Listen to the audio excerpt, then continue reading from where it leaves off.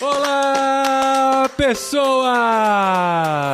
Podcastirmãos.com de número 484 entrando no ar. Eu sou o Paulinho, estou aqui com o Burjá, que já se adaptou bem demais com a igreja online. Voltar pra quê, né? E eu tô aqui com a Drica, que não dorme de touca, mesmo que esteja com menos 4 graus de temperatura. Eu não duvidaria disso, viu? Eu gosto muito de touca, inclusive.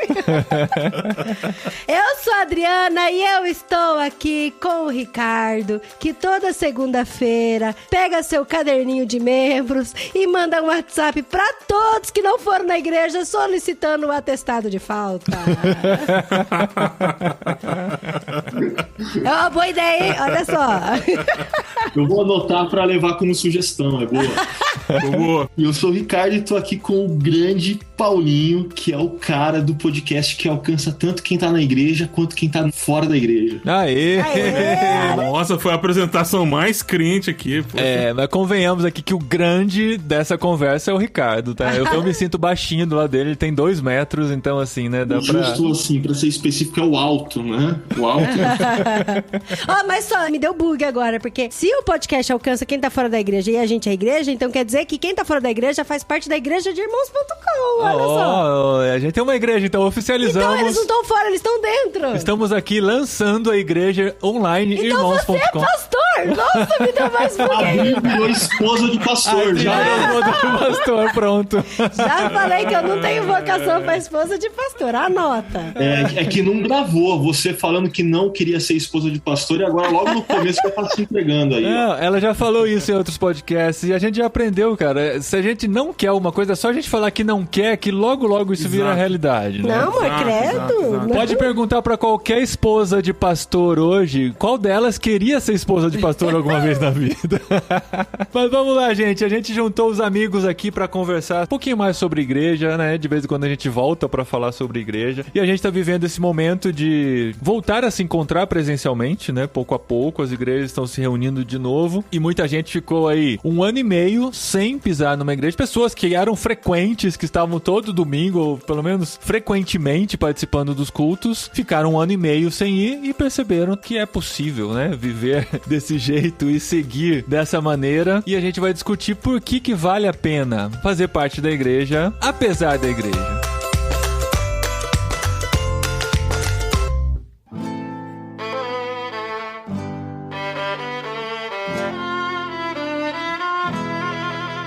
Tem um livro, não tem? Cristão apesar da igreja? Tem um do Philip Yancey que é... Alma Sobrevivente. Alma Sobrevivente. Eu acho que o subtítulo é isso, né? É isso mesmo, é Alma Sobrevivente, Sou Cristão Apesar da Igreja. Sou Cristão Apesar da Igreja. Do Philip Yancey. Tem outro da... O já sabe, mas eu tenho os dedinhos rápidos, né? Pelo Google. O Google. É que me veio à mente agora. E tem também o da Marília, né? Marília de Camargo, Feridos em Nome de Deus. Feridos em Nome de Deus. Então, são temas que são trabalhados muitas vezes pra gente entender e perceber como é complexo a questão de fazer parte de uma igreja, né? A gente entende, a gente sempre conversa sobre isso, a gente entende a importância, como é bom a gente fazer parte do corpo fisicamente, participar de celebrações, ter pessoas com quem caminhar junto. Eu já falei isso várias vezes aqui no podcast, né? A gente que tá vivendo em outra cultura, em outro país, é bom a gente chegar num lugar e já ter uma família com quem a gente se conecta, que é como a gente experimenta isso aqui em Linares, na Espanha. E quando a gente viaja para outros lugares, se a gente tem uma igreja, a gente tem uma família lá, então a gente entende a importância disso, mas por outro lado a gente também entende como tem pessoas feridas, como tem pessoas complexadas, traumatizadas, com motivo por todo esse universo que envolve a vida de igreja, né? Então, mas é que tem muitas coisas, eu sei que você fez aí esse preâmbulo falando do Covid-19, das pessoas que se reuniam online e agora estão se retornando e tal, é que tem muitas coisas, a gente conseguiria abrir páginas e páginas em cima disso, né? Porque, por exemplo, a gente conversou com o Simval Júnior e ele falou que por conta do Covid-19, muitas pessoas que moram muito longe de São Paulo estavam fazendo parte da igreja dele, que é de São Paulo. E agora como vão se reunir presencialmente, entendeu? Então eu sei que abre páginas e páginas aí em cima dessa discussão. Eu não creio que a gente vai voltar atrás, assim. A vida digital da igreja chegou e não vai voltar. Aliás, vai avançar, porque agora com esse metaverso que vem aí, nós vamos ter que rever muito do que é vida digital, que é vida offline. Talvez não vamos ter mais vida offline, mas ela não vai existir. Aliás, já existe muito pouco. Mas a gente tem que repensar isso, até o conceito teológico, né, do que é igreja. Exato. Ô Paulinho, só 3 coisas aí rapidão, que a sua fala foi me lembrando. A primeira é uma outra dica de livro, a do meu chefe, Igreja Tô Fora, que apesar do título, é uma defesa à igreja. Quem é seu chefe? Meu chefe é o Ricardo Agreste, o autor desse livro.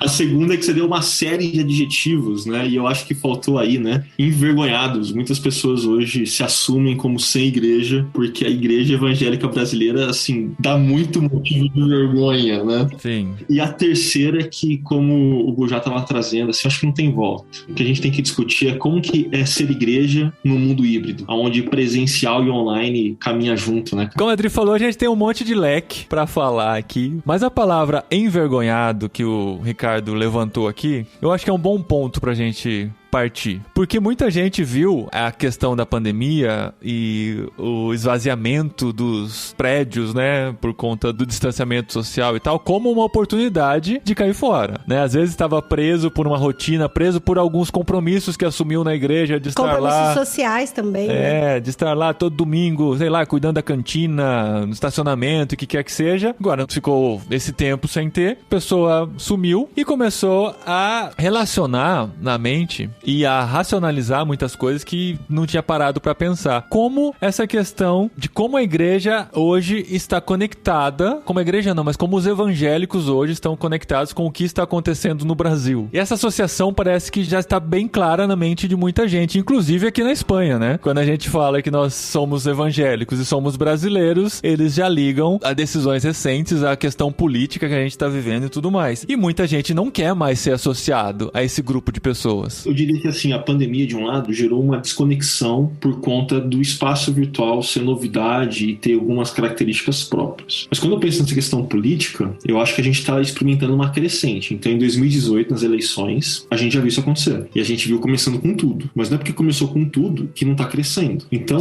quando chega a pandemia, a galera que sai por política na pandemia, porque a pandemia, no caso do Brasil, foi politizada. Então, por exemplo, aqui na Chácara, na hora que a gente chegou e falou, nós vamos ficar online, teve uma galera que disse, vocês vão ficar online porque vocês são de esquerda. Ai, que absurdo! Cara, não, uma pandemia, não rola juntar a galera no espaço fechado. Não, mas é porque vocês acreditavam na pandemia, né? E se você acredita na pandemia, você é de esquerda. Não, Então a pandemia foi politizada e isso foi fazendo com que, assim, esse negócio fosse sendo intensificado. E a gente vai experimentar o pior, na minha opinião, ano que vem. E essa briga não é uma briga por projeto político, é uma briga por coração dos eleitores. Então o que começou grande e tava crescendo, cara, ano que vem chega no ápice fácil. São pessoas que, assim, ainda insistem em conviver aí, porque nós temos 2 grupos, né? Temos o grupo das pessoas que não vão mais às celebrações e nem sabem se são igreja ainda. Existe o grupo que ainda está esperando por vir, e tem o militante. Tem aquele que tá ali, que tá militando na igreja e crê que o presidente é o Messias, o presidente é a pessoa que vai salvar o Brasil. São coisas, assim, que me assustam como membro de uma igreja. Eu vi irmãos que negaram-se a acreditar que isso era uma pandemia, que morreram.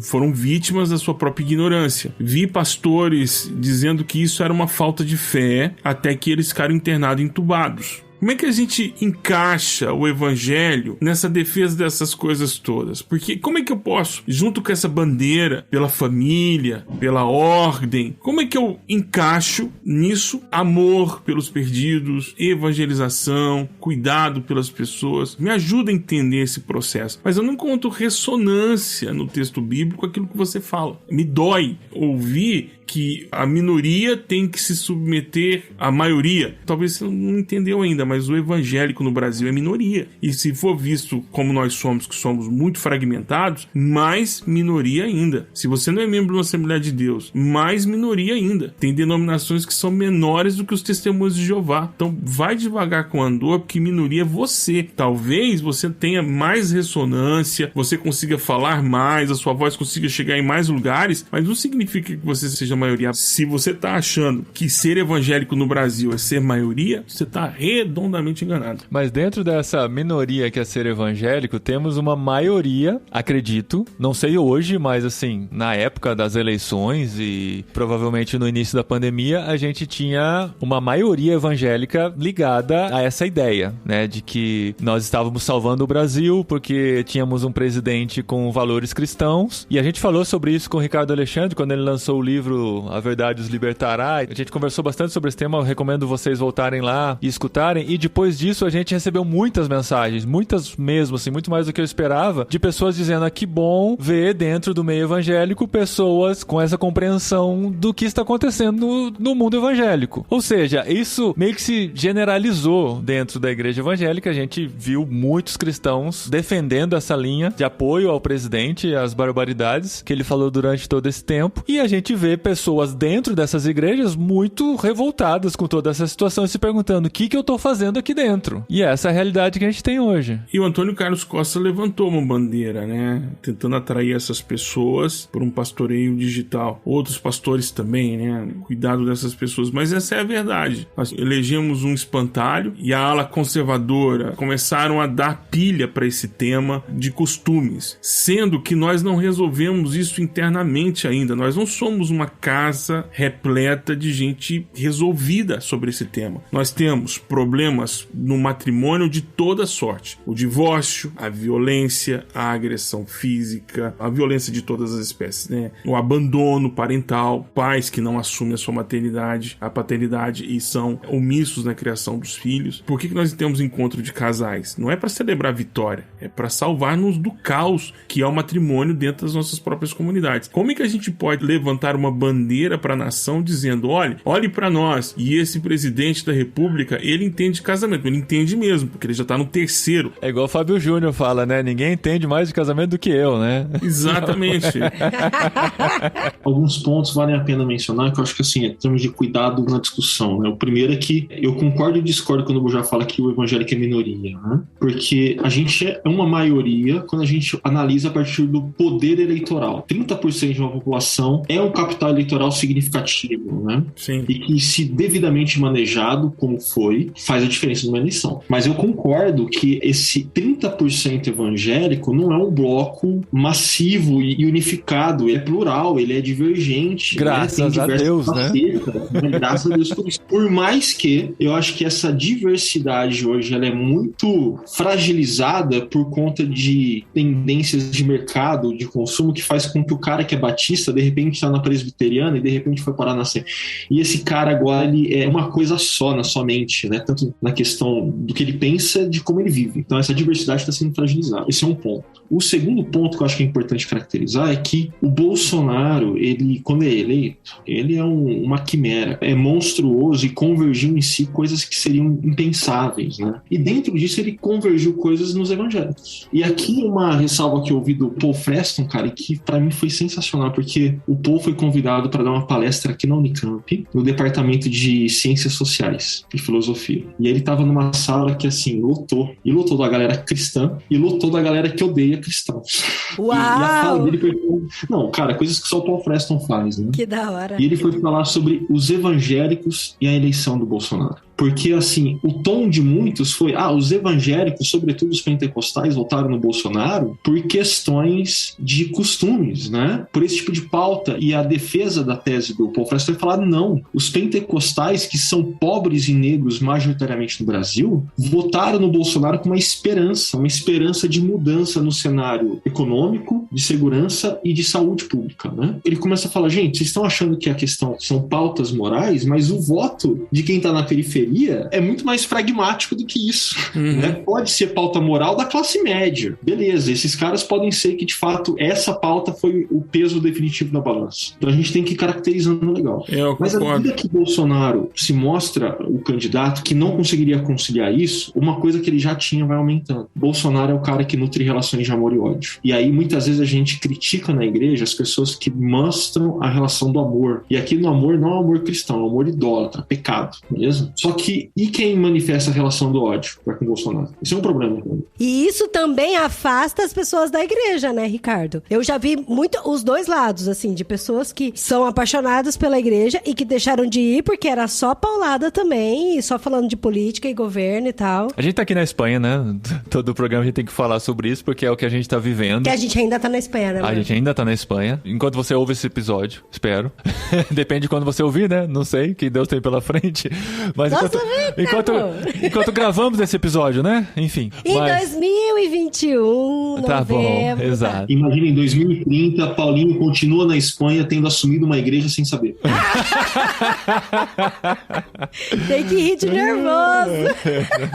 Mas é o seguinte, a gente conversa com os espanhóis aqui, né? Com os cristãos. E eles perguntam aí como que é a presença evangélica no Brasil, né? Qual é a porcentagem evangélica no Brasil? Eu dou esses dados aí, aproximados de uns 30% dos evangélicos. E os olhos deles brilham, pensando, uau, um país com 30% de evangélicos? Por que aqui na Espanha os dados mais otimistas dizem que chega o que? 0,7%. 1,5%. Os mais otimistas, 1,5%, 2%. Isso é muito otimista, né? Muito otimista, pegando até gente né? de quinta geração. Aí eles pensam assim, nossa, né? Que legal, né? Um país com 30% de evangélicos. E eu, o Paulinho, criança, nos anos 80, pensando assim, uau, imagina quando o Brasil tiver 30% de evangélicos, como isso será sensacional, né? E eu imagino os espanhóis vendo isso. Imagina a Espanha com 30% de evangélicos. Só que esse número não representa nada, né? Que evangélico é esse, né, cara? O que esse cara crê? O que esse cara vive no dia a dia? Exato. Aí a gente vê as cidades com maior presença evangélica no Brasil são as cidades com a menor qualidade de vida, por exemplo, né, da população. E o que ser evangélico no Brasil significa? Então a gente tem esse valor negativo agregado ao ser evangélico no Brasil, que eu fico pensando, o que eu tô aqui na Espanha? Eu quero que a Espanha seja 30% evangélica daqui 30 anos? Se significar o mesmo que significa ser 30% de evangélico no Brasil? Quem fica feliz com 30% de evangélicos no Brasil é dono de pizzaria depois do culto, né?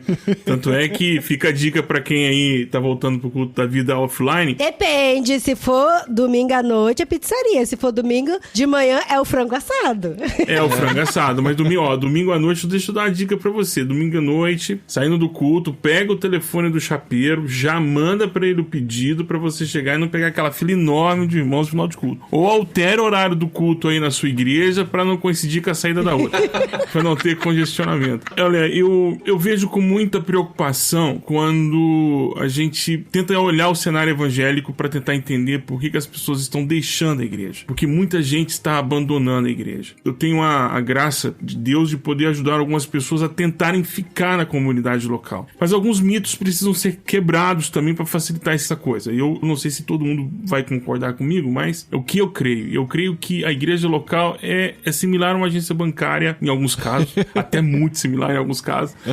Mas só pegando uma ideia, é que se você é cliente de uma agência e você tem que abrir a conta numa outra agência, você continua sendo cliente daquele banco, entende? A igreja local é muito isso, é uma expressão local dos remidos por Cristo. Então o pastor não é dono de você. Um dos pedidos de oração que eu mais rechaço aqui, digo, não, eu vou orar por você e vou orar agora. E Deus já me deu a resposta, pode sair. Você não é edificação na sua comunidade, você não edifica, não é edificado. Se você só tem uma relação de consumo, vai consumir em outro lugar. Agora, se você tem uma relação de serviço, então pondera. Agora, só uma relação de consumo, troca o fornecedor. Agora, se é uma relação de amizade, de companheirismo, tente resolver os problemas aí primeiro, antes de você sair. Mas se você é um esquenta-banco, se é um cara que, ninguém vai sentir falta de você, porque você não faz absolutamente falta em lugar nenhum, você falta tanto que não faz falta, vai para outro canto, vai para um lugar onde você possa ser útil, no sentido de que você vai entender o processo. Agora, se é só consumo, sai. Aliás, eu vivi isso na minha experiência como adolescente, dos 16 aos 18 para os 19 anos, eu me desviei do evangelho indo todos os domingos à igreja. Eu nunca faltei um culto de escola bíblica, um culto à noite, sala de jovens, quando existia esse negócio. Não deixava de frequentar acampamento e em tudo, mas eu estive desviado. sabe? Eu estive fora do evangelho. Minhas prioridades eram outras, meu estilo de vida era outro, mas eu estava ali na igreja, dos 16 aos 19. Até que a ficha caiu e eu me reencontrei com Jesus e então, desde então, continuo frequentando e membro da igreja de Jesus Cristo.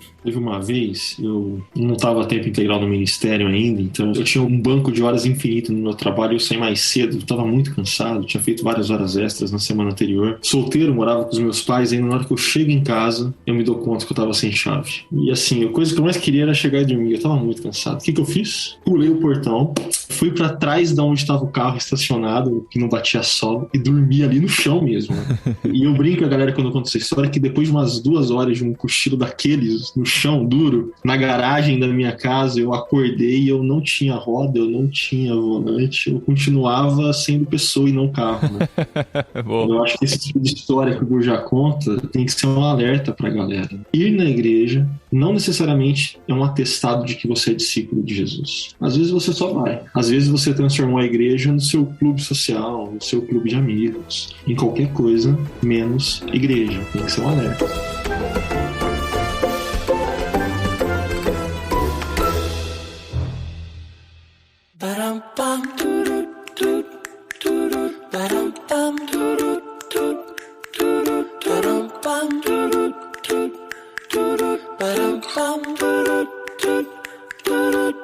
Mas e se eu já sou discípula de Jesus, seguindo o meu querido amigo pastor de uma igreja que eu amo muito lá do Brasil e assisto todos os vídeos dele, faço meus devocionais, leio a Bíblia e mesmo assim eu preciso procurar uma igreja física, pastor? Então, eu estava conversando com uma pessoa sobre a vida digital, se é vida, porque as interações elas mudam. Você tem alguns sentidos que não são mais utilizados, como o tato, por exemplo, e também o paladar, mas você tem a visão, tem a audição, você tem esses sentidos que são mais amplificados na relação digital. Mas são sentidos. Se são válidos para a relação, para contar como relacionamento, ainda não sei, porque eu nasci no século XX, passei boa parte dele no século XX, então eu não sei. O que eu sei é que essa geração que agora está, a geração galinha pintadinha, eu não sei se eles verão diferença entre uma galinha que não canta as músicas da galinha pintadinha com uma galinha de verdade. Talvez eles nem reconheçam uma galinha de verdade. Exato, às vezes eles pensam que a galinha pintadinha ela é daquela forma mesmo, né? Que ela vai ser encontrada na natureza daquela forma. Nossa, será que é por isso que o nosso filho chamou uma pomba de galinha? Quando ele era criança. A gente saiu na rua assim. Fiquei tão chocada. Ele olha a pomba na praça e fala: "Oh, uma galinha! Criança de cidade, mano." Não, então, eu vi no zoológico de Uberlândia, muitos anos atrás, que no zoológico tinha galinha, pra explicar que o nuggets não é uma planta. E eu não sei mais como vai ser isso, né? O que eu sei é que nós não vamos voltar atrás em relação à vida digital. Por quê? Porque minha mãe, que tem 73 anos de idade, sabe manejar o Zoom, sabe manejar o Facebook, o Instagram. Então, não volta mais atrás. Quanto mais inclusão você tem nisso, ela sabe mandar vídeos do WhatsApp, ela sabe mandar áudio. Então, ela não tem essa barreira de impedimento. Não volta, isso não volta mais atrás, porque agora a gente precisa repensar as formas que nós vamos considerar isso, né? Houve a discussão sobre ceia sendo ministrada de forma online, isso acaba quebrando um pouquinho. Como é que Jesus precisa que todo mundo esteja junto, dependendo da confissão teológica, né? Jesus esteja junto ali para aquilo estar funcionando, a ceia está funcionando, os elementos receberem a carga sacramental que necessita, ou se uma pessoa estando aqui, Jesus está também online, quer dizer, às vezes a gente tem que pedir: Jesus, abre o microfone, abre a tela pra gente te ver também, porque como é que funciona isso? Eu não sei. Isso são debates que a gente vai ter que fazer isso ao longo dos anos. Liga a câmera. Liga a câmera, Jesus. Liga a câmera, Jesus. Né? Abre o mic que eu não tô te ouvindo e eu quero aquela resposta. Sim, por exemplo, olha só, eu tive a experiência de orar por uma pessoa e orar no Telegram. Eu orei, gravei o áudio, orei por ela. E essa pessoa ouviu o áudio 3 semanas depois, porque o Telegram só é visitado quando cai o WhatsApp. Então, ela ouviu 3 semanas depois. E ela disse: "Nossa, esta oração respondeu uma pergunta que eu fiz pra Deus ontem." Uau! Olha só. Que legal. Então, é um negócio meio quântico, né? Eu não sei como é que funciona isso no... É buraco de minhoca isso aí, cara. Eu não sei como é que a gente vai fazer daqui pra frente. Mas eu sei que é um caminho sem volta. Eu acho que para responder a sua pergunta, duas coisas é importante ter em mente. Assim, a primeira é o que é igreja. Se a gente não souber responder isso, a gente não dá conta de seguir na resposta da pergunta. E a segunda é que eu chamaria atenção para o que você trouxe nos exemplos. Tudo tem a ver com informação. Manuel Castells, um sociólogo e economista português, né, ele diz que a gente vive na sociedade da informação e que a informação é o bem mais precioso que existe na sociedade. Mas e aí? Jesus é apenas alguém que nos dá informação? Então, igreja, será que tem apenas a ver com informação? Então, a gente tem que ir percebendo, assim, até mesmo a pergunta que a gente está fazendo, às vezes revela muito da nossa cultura que a gente está imerso. E para a gente responder, a gente não vai olhar para a cultura simplesmente, a gente vai olhar para o texto bíblico, o que é essa igreja. E eu acredito sim que igreja é marcada pelo anúncio das escrituras. Eu mesmo, sendo pastor, existem pastores que eu ouço recorrentemente, que eles nutrem a minha fé recorrentemente. E eu não ouço eles presencialmente porque muitos deles nem aqui estão, né? Então, vivo a internet. E nem estão vivos, né? Eu, pelo menos, exatamente, vivo estudando o Gene Peterson, pastorei até hoje. E não tá vivo. Gente, é porque eu leio livros, não é que eu converso com ele, que ele aparece na minha casa, não. Pelo amor de Deus, não é isso. E é legal citar esse exemplo, porque o livro que o Gene Peterson deixou escrito pra gente é uma tecnologia. E Deus não fala com a gente através dos livros também, que a gente lê? Exatamente. De pessoas que morreram? Mas o ponto é, isso por si dá conta da totalidade que é essa igreja? Não, precisa de gente. Então, mas isso, Ricardo, é muito mais confortável, né? Pra quem tá ferido pelos relacionamentos, majoritariamente, eu acredito que é pelos relacionamentos, você vai continuar sendo cristão, você vai continuar se alimentando da palavra de Deus e você não precisa participar da parte mais chata e burocrática do ser cristão. E olha a vantagem, porque você não vai apenas continuar ouvindo acerca das escrituras, você vai ouvir aquele pastor que na sua concepção é o melhor e que mais tem afinidade com o que você pensa. E se ele vai falar uma mensagem que você já sabe pelo título que não vai te agradar, você pula ela, vai pra próxima? Assim, a lógica do consumo é muito forte nisso, gente. Exato, e a gente não percebe como o consumo tá moldando a gente. E aí tem crente louco que tá falando que o mal do século é o comunismo e tem que atacar o comunismo. O cara bebeu, gente. O mal é consumo. Consumo pegou todo mundo. Não é comunismo. O secularismo ele não tá no baterista, nem na bateria. O secularismo não tá nas nossas relações. Nós já somos uma igreja altamente secular, ao ponto de ser tão consumo, essa ideia de consumo, que o pastor precisa que o culto seja presencial ali, para ele poder fazer a arrecadação. Isso denuncia tanto, porque eu recebi uma queixa de um colega dizendo: você fica aí apoiando, fica em casa, porque você tá na Europa. Eu falei: amigo, aqui eu também tô em casa, eu não posso. Aliás, aqui, pior do que aí, porque aqui é lei. A gente não pode sair. Se eu sair, eu ganho uma multa de 300 euros. Tem que ficar em casa mesmo, porque se eu querendo ou não. Isso no momento do lockdown, né? Não, no momento do isolamento total que teve aqui o ano passado, né? Uhum. Mas como é que a gente faz para levantar recursos, inclusive para poder ajudar os missionários? Primeiro que você nunca ajudou o missionário. Vamos lá.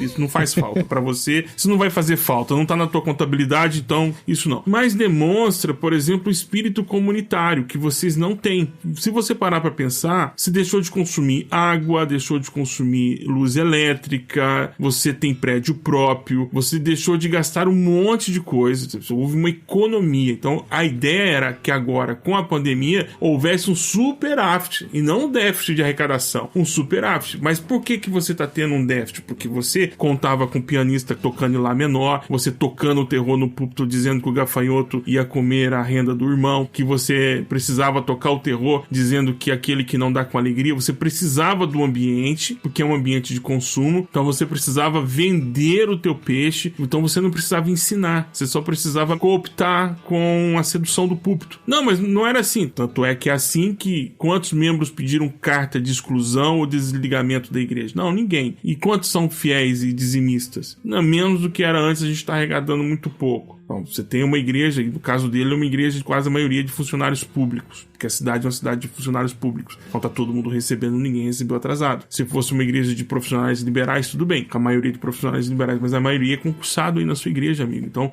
as pessoas entenderam que se elas não são coagidas, não são seduzidas, elas estão livres de ofertar o dízimo. Então isso também demonstra essa tal da sociedade de consumo que a gente tem nas nossas comunidades de fé. Isso já era denúncia antiga, né? Porque eu me lembro quando Augusto Nicodemos foi pastor na presbiteriana, primeira presbiteriana de Goiânia, era ridículo. ridículo, com todo o respeito que eu tenho aos meus irmãos de Goiânia, porque as pessoas olhavam o site e viam lá a série de sermões que iam ter, e quando era o pastor Augusto Nicodemos, quem é de Goiânia aí confirma, não tinha lugar para sentar, e foi necessário, segundo algumas fontes, minhas fontes internas lá na Presbiteriana de Goiânia, foi necessário não anunciar mais quando ele pregaria, porque começaram a eleger o horário de ir ao culto. Não os membros da igreja, claro, mas o público que quer consumir, porque o pastor acaba sendo um espetáculo, né? E isso ficou feio. Em Goiânia, por exemplo, tem um caso agora de uma igreja que é, digamos assim, uma Hillsong, com muito efeito, muita luz, muita música, muito chororô, e os pastores estão assustados, né? Eu tenho notícia de que alguns pastores estão preocupados porque os membros estão lá assistindo o culto. Pô, mas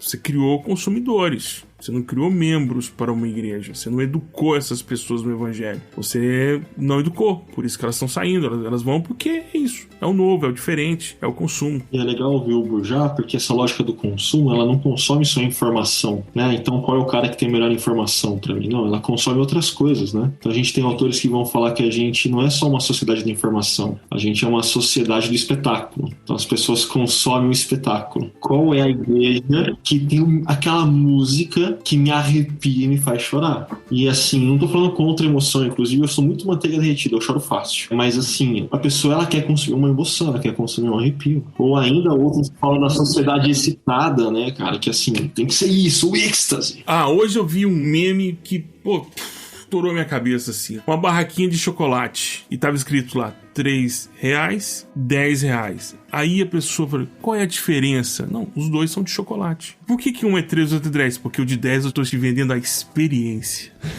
Sim. Viu? Mas eu já entendi.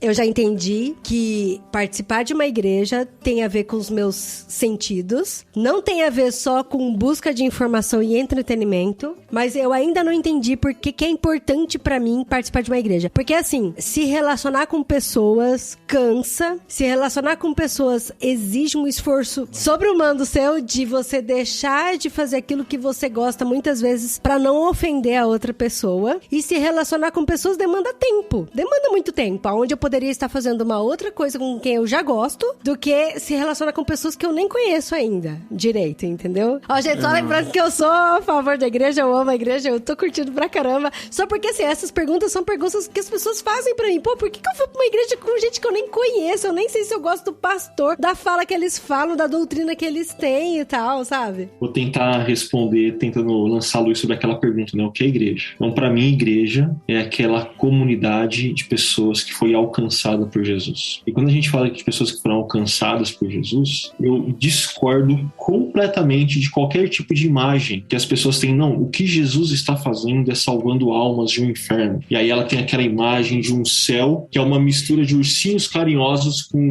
Gasparzinho, Fantasminha, camarada. Com o folheto de testemunho de Jeová, né? Eu discordo completamente desse tipo de imagem. Não, ser alcançado por Jesus quer dizer fazer parte da humanidade redimida que Jesus está restaurando na história. Então Jesus não está apenas alcançando pessoas no sentido individual. Ele está alcançando pessoas na integridade da vida, inclusive das relações. E pessoas também nesse sentido comunitário, abrangente. E quando a gente é alcançado por Jesus, a gente é alcançado não para ficar do jeito que a gente está. A gente é alcançado para viver um tipo de vida que ele diz que a gente tem que viver. E esse tipo de vida envolve pessoas. Envolve crescer à medida que a gente lida nessas tensões que acontecem. Que da hora. E só pode perdoar e amar se houver outro. O perdão e amor é ethos do evangelho. E assim, citando o nosso último podcast de Senhor dos Anéis, tem uma coisa que a gente falou no programa e que eu falei, cara, isso é igreja. Porque tem uma amizade que surgiu no Senhor dos Anéis, que ficou muito mais evidente na parte 2, que são as duas torres, que é a amizade entre o Gimli e o Legolas. Aí eu lembro que o Guilherme Amarino, ele citou falando que a amizade, mesmo que ela é muito improvável, ela fica muito mais fortalecida quando a gente luta as mesmas batalhas. E pra mim, isso é muito igreja. É isso que o Ricardo falou, que são pessoas que foram alcançadas pelo evangelho. Então, se eu fui alcançada pelo evangelho, eu quero demonstrar o reino de Deus na sociedade que eu vivo, eu quero me juntar com pessoas que também têm o mesmo desejo de sinalizar o reino de Deus na sociedade que nós vivemos. E assim, independente das diferenças culturais, independente de gostos,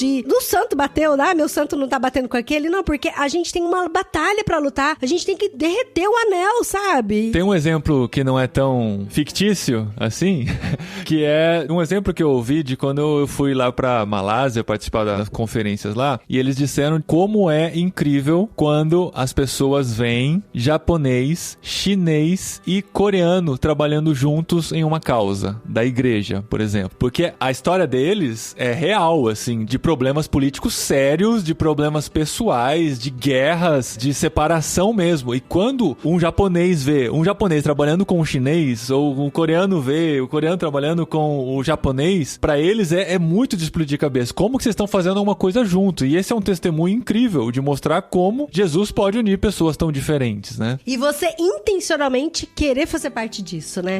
É. Essa é a pergunta, assim, de por que eu vou, então, procurar uma igreja física? Eu diria pra você porque eu preciso de você. A igreja, ela não é você só que precisa de mim, eu preciso de você. Se você é igreja, então você é remido ou remida. E se você é remido ou remida, você possui dons. E eu preciso do seu serviço na minha vida, como você precisa do meu serviço na sua vida. O problema é que a gente tá achando que é só naquele local de culto. Porque eu me lembro o quanto isso é perigoso. Pra mim, assim, se eu preciso entender como eu penso culto como local onde todo mundo durante a semana chega no domingo e diz pro Senhor, em teu nome nós expulsamos demônios, curamos pessoas, anunciamos o evangelho, em teu nome nós fizemos isso, em teu nome nós não conseguimos expulsar demônios, aí Jesus nos ensina como isso deve ser feito. Qual é o encontro dos que foram dispensados, né? Foram colocados na jornada, falou, vocês vão, não levem alforje, não leve nada, e aí o retorno é o culto. Eu entendo que o retorno é o culto. Não é lugar para se abastecer, não é lugar para encher.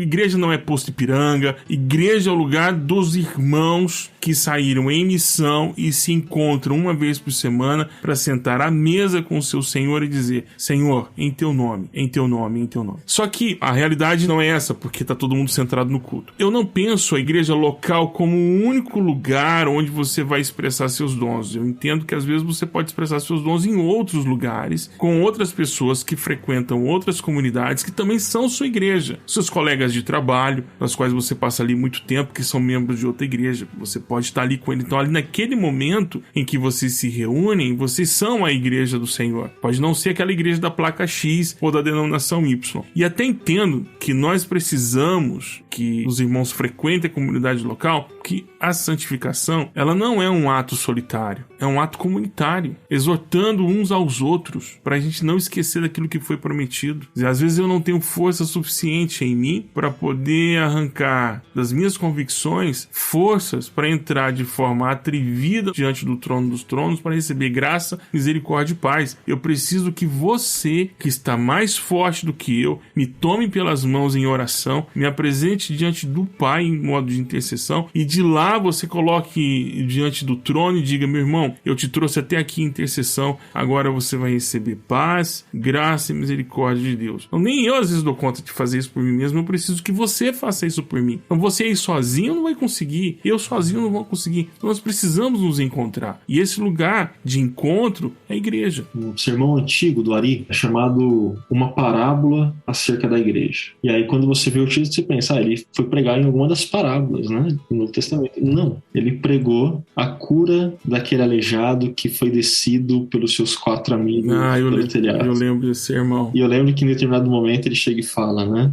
Igreja é isso. São amigos que carregam outros até a presença de Jesus. Ora, a gente carrega. Ora, a gente é carregado. Às vezes, a gente experimenta até as duas coisas simultaneamente. Por isso você precisa frequentar a igreja. E nessa coisa de... Pode ser que tenha pessoas aqui ouvindo e pensando, é tão difícil, já tentei tantas vezes, já busquei tantas igrejas, não me encaixei com nenhuma, aqui na minha cidade não tem, aqui na Espanha de novo, né? Pra você encontrar uma igreja que você vai e você pensa, nossa, aqui realmente eu me encaixo. Se encontrar igreja na Espanha. Se encontrar, muitas cidades e povoados aqui não tem a presença de nenhuma igreja evangélica. Eu acho que conforme a gente vai amadurecendo na caminhada cristã, a gente vai mudando muito a nossa postura ao procurar uma igreja. igreja. A gente passa de ser essa pessoa que vai buscar um lugar para ser servido e para aprender, para ser um lugar em que você vai poder servir e que você vai poder compartilhar um pouco do que você vive também. E muitas vezes quando a gente chega para uma igreja nessa postura, nessa ideia de aqui eu vou aprender, aqui eu vou crescer, a gente vai chegar com esse perfil de consumidor, né? E quando a gente chega com esse outro lado, como que eu vou poder contribuir para essa igreja? Muitas vezes vai ser nesse lugar que você mais vai crescer, né? A gente tá aqui, Deus direcionou nossa vida, né? Quem acompanha a gente sabe um pouquinho da nossa história com relação à igreja daqui. É uma igreja muito pequena, uma igreja com poucos anos de história, e nós deixamos Deus nos direcionar para um lugar em que nós pudéssemos ser úteis, né? A gente não queria chegar num lugar onde já tivesse um monte de pastor, um monte de missionário, em que nós fôssemos mais um. A gente queria chegar num lugar em que pudéssemos fazer uma diferença por menor que fosse. E é incrível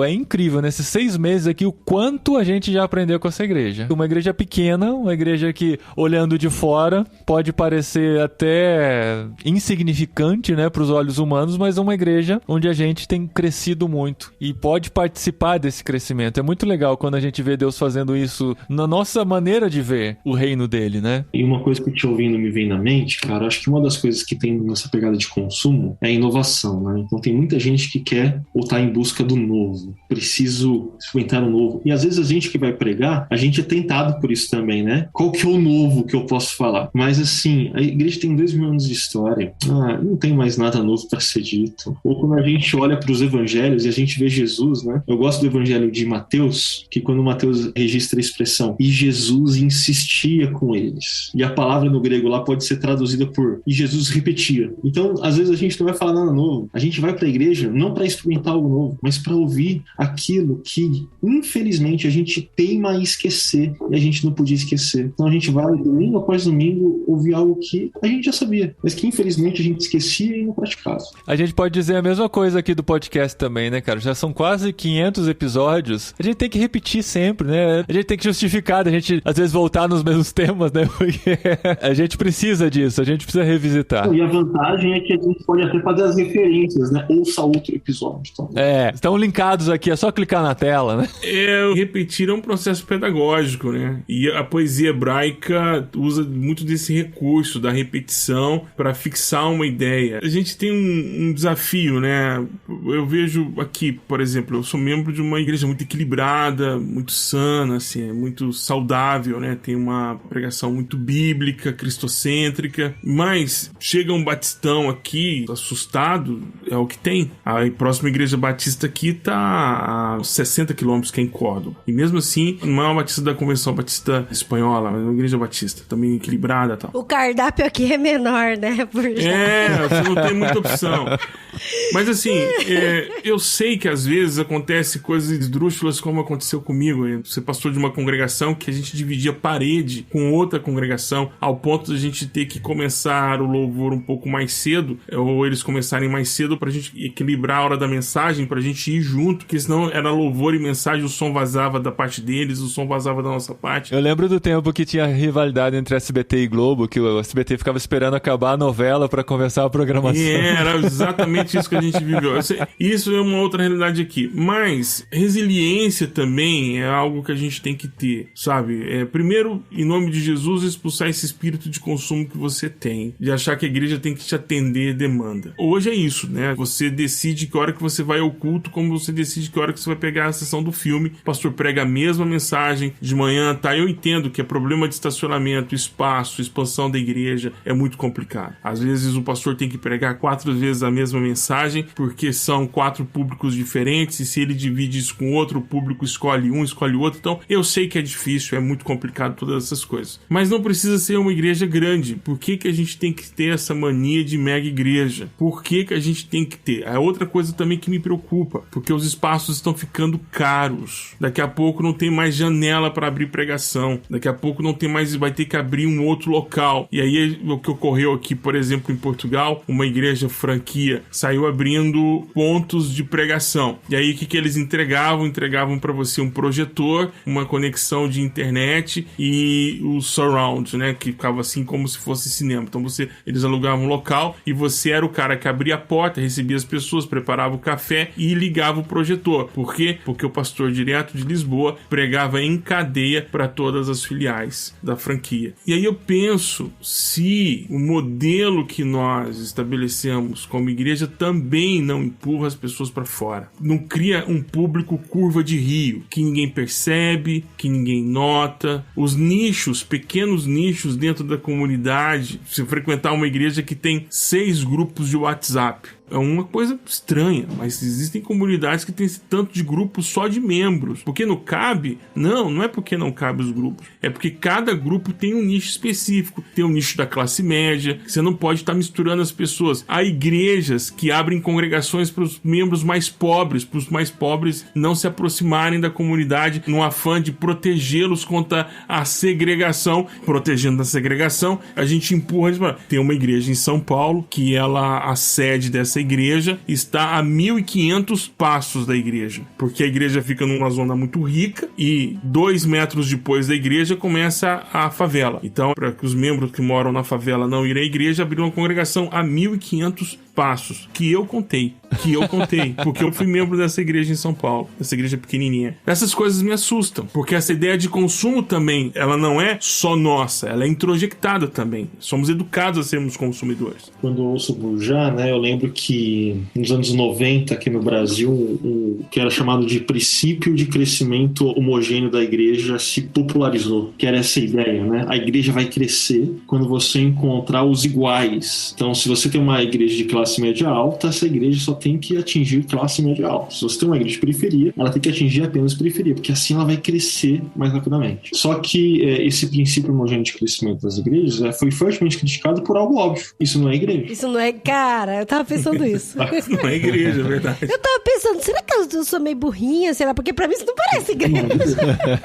Mas funcionava, porque em termos sociológicos, muitas demandas são respondidas. Mas aí que é o louco da lógica do consumo. Se existem pessoas para consumir, existem pessoas para prestar o serviço. E aí a gente começa a fazer igreja a partir dessa lógica, em vez da lógica das escrituras, da lógica do evangelho. E eu concordo que eu acho que muitas igrejas criaram estruturas internas de funcionamento que elas colocam as pessoas para fora. E não apenas elas colocam as pessoas para fora, ela coloca a pessoa para fora depois que ela drenou aquela pessoa, né? Então eu lembro assim da minha primeira igreja, tá? E eu falo aqui com muito carinho com uma igreja que eu amo, fui batizado lá, minha primeira igreja. Mas eu lembro que meus 2 primeiros anos de caminhada cristã, eu era o excelente crente, porque eu estava em todos os cultos, em todos os ministérios. E isso implicava que sexta-feira à noite eu saía da minha casa e voltava apenas no domingo, depois daquela pizza que você come depois do culto. E eu descobri que naqueles 2 anos que, apesar de eu ser um excelente crente, eu era um péssimo discípulo de Jesus. E eu percebi que eu era um péssimo discípulo de Jesus porque nesses 2 anos vivendo desse jeito, eu quebrei a relação com meu pai, que não era cristão. E aí então, quando caiu a ficha, eu falei, meu Deus, eu preciso mudar a forma de viver a minha vida, eu preciso mudar a forma como eu me relaciono com meu pai, porque eu preciso ser discípulo de Jesus, não crente de igreja, né? Mas assim, a igreja olhava eu fazendo aquilo e batia palma. Olha que bonito esse jovem, em vez de chegar e falar, isso que você está fazendo é errado, é insano, para com isso. Então eu me sinto muito privilegiado por Deus de hoje fazer parte de uma igreja como a Chácara, que tem uma estrutura extremamente simples, um culto no domingo, um grupo pequeno durante a semana, e a gente pede para você servir em um ministério. E aí eu sempre troco ideia com o pessoal. Tem algumas pessoas que servem em 2. Mas quando o cara fala que quer servir no 3º ministério, eu falo, isso é pecado. Eu falo, não, você tem tempo pra família? Como que tá a sua família? Como que tá os seus amigos? Deu tempo de você ir naquele churrasco da galera com que você se formou? Porque se você falar que não deu tempo porque você tava sempre em alguma filial da igreja, é problema. Isso enfrentando o trânsito de Campinas. Como é que o cara consegue fazer tudo isso? Entendeu? Enfrentando. Drenando as pessoas. Então a gente cria formas que são complicado. Sem dizer os cenários, como a gente já mencionou por alto aqui, de lideranças eclesiásticas que são extremamente autoritárias, né? Eu lembro que eu cansei de conversar com um jovem que só podia namorar depois que o pastor autorizasse. Oh, meu Deus, como assim? Né? Apropriação da vida do outro. O pastor deixou de ser aquele que orienta a partir das escrituras para ser aquele que manda na sua vida, nos mínimos detalhes. Isso é um problema. Isso fere pessoas, isso inclusive aponta para uma lógica que é contrária do evangelho. Problema de novo. Gente, eu tô quase desistindo da igreja já. Vamos dar... Não, pelo amor de Deus, não pode desistir não, fica nela. Nós estamos denunciando o que tem de errado. Fica na igreja, apesar da igreja, não é esse o tema? É esse o tema, é esse o tema. Tem que motivar essas pessoas. Esse é o meu testemunho. Eu não fui discipulado, eu só participei da classe de doutrina. Eu digo que a oração, pra mim, não me ensinaram a orar, não me ensinaram a ler a Bíblia. É como se perguntarem pra mim se eu sei nadar, eu digo que não sei nadar, eu sei não me afogar, que é diferente, eu não me afogo.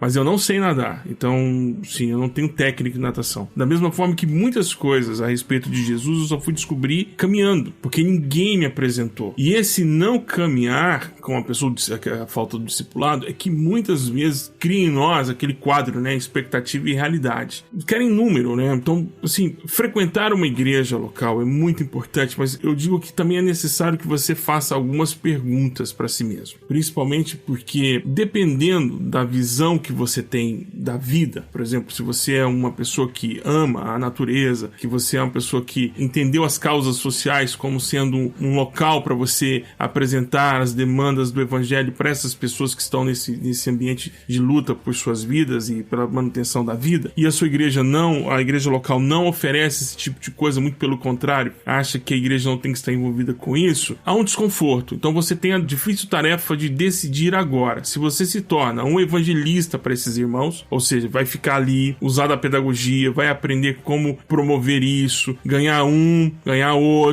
outro para isso, ou você vai executar isso sozinho e pelo exemplo você atrai outras pessoas, ou a última opção, que é de ruptura com aquele local, porque não justifica. Por exemplo, tem casos que eu escuto que são assim: diz o irmão, eu sou amilenista, não creio no batismo do Espírito Santo, tenho uma Bíblia Genebra, amo John MacArthur, quase que já sei os sermões de cor do Piper. Se o Piper tá pensando em escrever um livro, eu já comprei, e sou membro da Assembleia de Deus. Eu falei, irmão, você tá no lugar errado, você é presbiteriano. E um tipo específico de presbiteriano que, inclusive, não ia estar tão bem aqui também com a gente. Bem específico de presbiteriano. Cara, então vai para uma igreja presbiteriana. O que você tá fazendo na Assembleia de Deus? Não justifica. Não tem lógica. Você ama o cessacionismo. Você é milenista. Você tá fazendo o quê? Você quer que uma irmã de coque levanta no meio do culto e diz: irmão, esse não é o teu lugar. Vai procurar um lugar onde as pessoas pensam como você. Porque existem coisas que são marginais na teologia. Não são coisas centrais da nossa fé. Você pode escolher, entende? O gostoso é o sorvete de creme? Ok. Então, mas a cobertura que você vai pôr no sorvete de creme é por sua conta. Amilenismo, pré-milenismo, se você vai antes, durante ou depois, ou se você nem vai, ou se você já foi e nem viu, como o final de Lost. Então, cara, você escolhe o que você vai fazer. São recheios que não alteram o conteúdo. Agora, também, né? De repente você tá aí no segundo casamento, você exerce o ministério, você é uma pessoa que lidera, também não justifica você procurar uma comunidade ou estar numa comunidade onde sua palavra é cerceada, porque naquela comunidade local, os divorciados, eles entram num vácuo celestial. Então você não pode ser mais nada, apesar que você tenha a incumbência de fazer alguma coisa. Então não justifica você estar aí. Mas, contudo, porém, todavia, entretanto, destes dois pontos, como a gente está falando aqui, igrejado, eu só queria fazer um convite para você que está numa igreja. Sai não. Fica aí. Ah, mas o meu pastor não prega bem. Ah, porque a igreja não me vê. Pois fica aí. Não sai não. Sabe por quê? Porque a igreja espanca. A igreja machuca, te fere, cria traumas. A igreja dá um monte de gatilhos. Talvez até a sua ansiedade hoje seja porque você está frequentando a igreja. Mas fora da igreja é bem pior. E para sair, todo o vento é favorável. Mas na hora que você sentir desejo de voltar, vai ser tão complicado. Não saia, procure ajuda. A gente vai orar por você. Mas não sai, fica aí. Tem uma célebre frase que é atribuída a Santo Agostinho, que é: no essencial a unidade, no não essencial a liberdade e acima de tudo o amor. Eu acho que esse tipo de frase, ela ajuda a gente não apenas a pensar a unidade da igreja na sua diversidade, como no caso evangélico brasileiro, mas como a gente encontrar parâmetros para, e aí, saio para uma outra igreja ou continuo onde eu estou? E eu diria que dá parâmetro em dois sentidos. O primeiro é o teológico, que é o que o Burjat trouxe. Se você é cessacionista na veia, você não vai dar conta de uma igreja pentecostal. Ou aqui no caso da chácara, se você acha que ser dispensacionalista e que a igreja não vive em missão e tem uma série de coisas atreladas, cara, não vai dar certo, porque aqui a gente é aliancista em direção da missão. Vai dar choque em algum momento. Mas também tem a esfera da filosofia de ministério, que aí eu acho que entra o caso aí do exemplo do divorciado, né? A filosofia de ministério daquela igreja, ela tá de acordo com algumas coisas que você experimenta na sua realidade, coisas que são caras para você. De novo, o exemplo da chácara. Não, aquele cara fala, eu sou professor de escola bíblica dominical. E é assim que Deus me usa. Isso pra mim é o único jeito de ser usado por Deus. Cara, na chácara não tem escola bíblica dominical. Não vai dar certo. Tem a ver com filosofia de ministério, saca? Tem que ponderar bem. Mas eu acho que esse é o convite, né? E eu sei que o Paulinho brincou que ele tava ficando assustado com a igreja.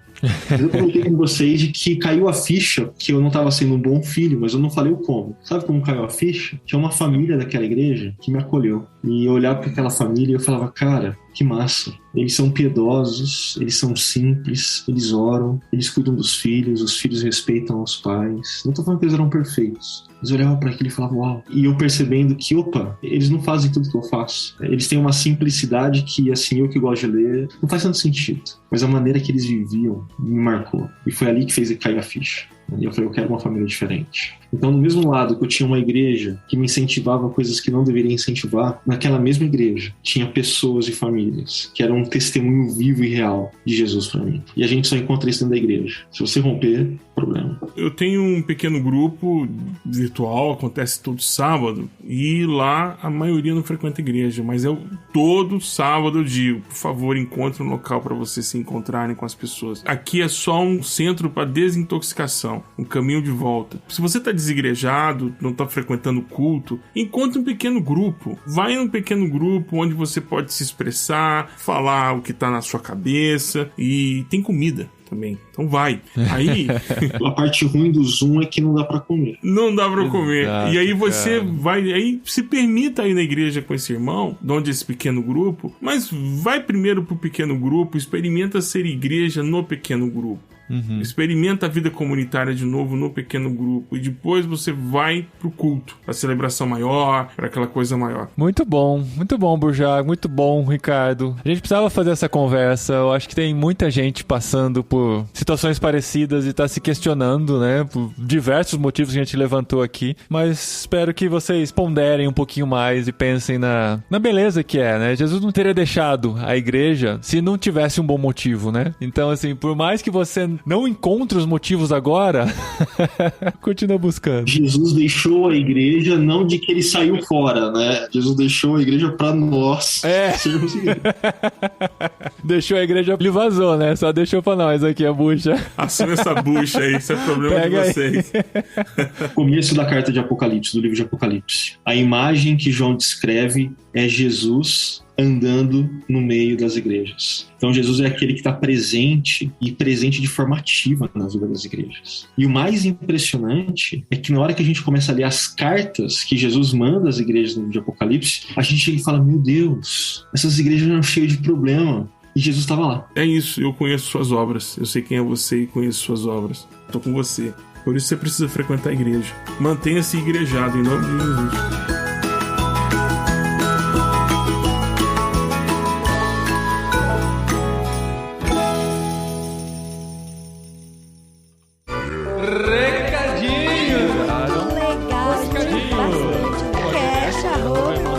No programa anterior. Muito obrigado.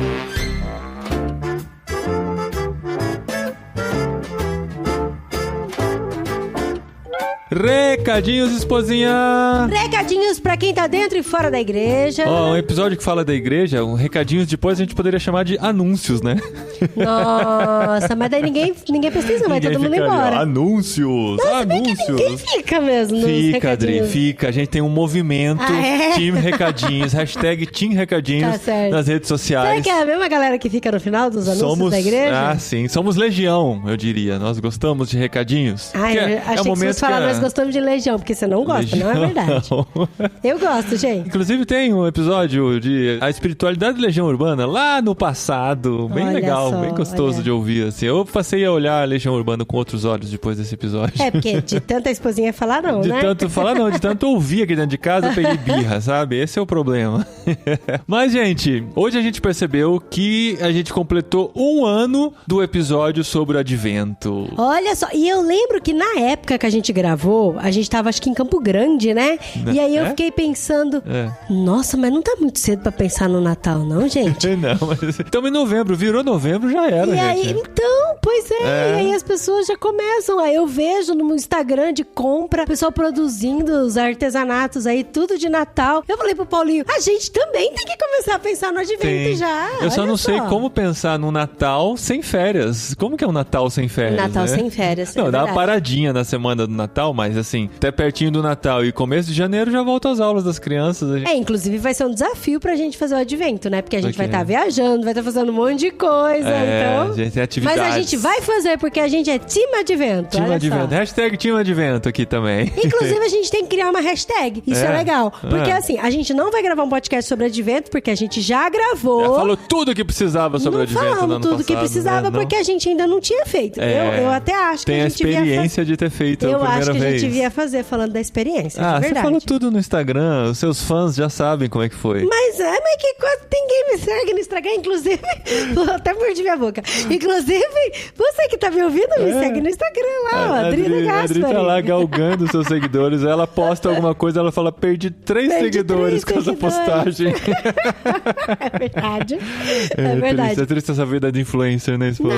Não sou influencer. Mas assim, é legal porque a gente teve uma experiência, né? Quando a gente gravou esse podcast sobre o advento, a gente ficou muito empolgado, mas a gente não tinha noção do que isso seria na vida dos nossos filhos, né? Não, Sim. E até para as crianças, né? E aí foi bem legal, porque eles curtiram muito. Foi. Então eu acho que tá aí. Vale um podcast. Volta pro episódio, então, do ano passado. O nome é Advento, tá? Não é difícil de achar no podcastirmãos.com. O Advento é nessa época aqui, de comecinho de novembro, segunda semana de novembro. A gente busca no Spotify, é tão tranquilo. Vai dar uma roladinha, não tem tanto programa assim, né? São 50 programas por ano. De novembro do ano passado, tranquilo. Tá fácil aí. Então você encontra lá, ouve e já se prepara, porque agora começou o período de se preparar pro advento que vai começar na primeira semana. Na verdade, depende de como você vai fazer, né? Se contando quantos dias antes do Natal, dia 1º de dezembro. A gente começa dia 1º de dezembro. Não, a gente vai começar dia 1º de dezembro. Bota aí, ó, hashtag adventoirmãos.com. É difícil pôr irmãos.com na hashtag.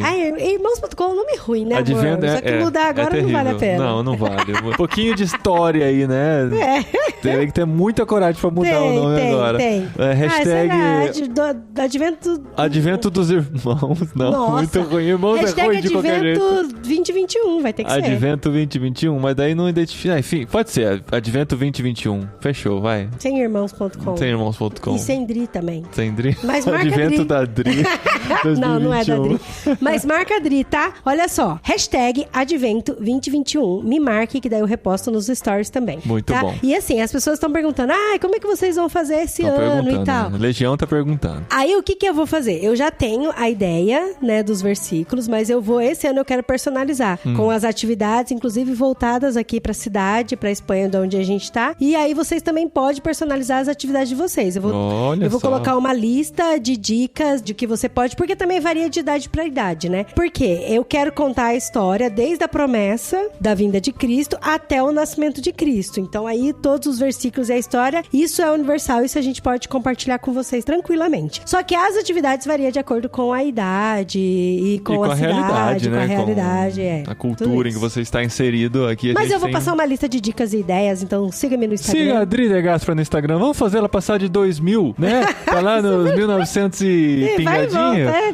Vamos. Na campanha Adri, 2.000 seguidores. 2K, né? Rumo aos 2K. E se você quiser, assim, seguir alguém que posta de vez em quando alguma coisa, mas quando posta é muito legal, segue Paulinho De Gaspari também no Instagram. Às vezes ele pega minhas ideias pra postar, gente. É verdade. Mas assim, né? Quem faz primeiro leva fama.